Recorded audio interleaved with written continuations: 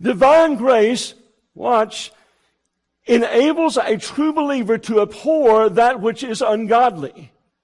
A true believer cannot freely indulge in evil.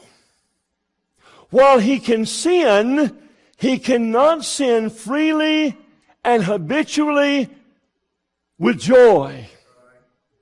Why? Why is that?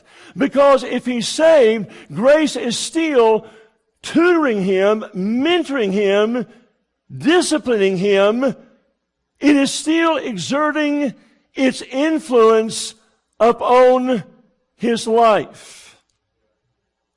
Walked one morning into a McDonald's to eat breakfast with Brother Paul. I walked up to the counter. I didn't know Paul very well at the time. But I'll never forget this. As we came to the counter and placed our order, the waitress, she put the tray down and then she put a placemat or a tray mat on it.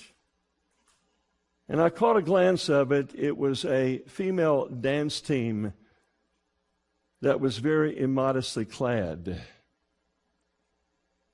And Paul saw it at a glance, and he picked it up and he turned it face down.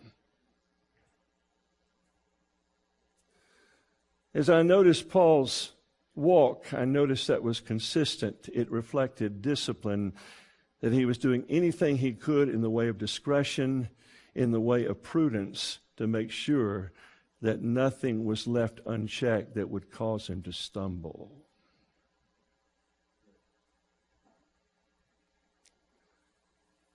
Yet so many professors, they watch the internet.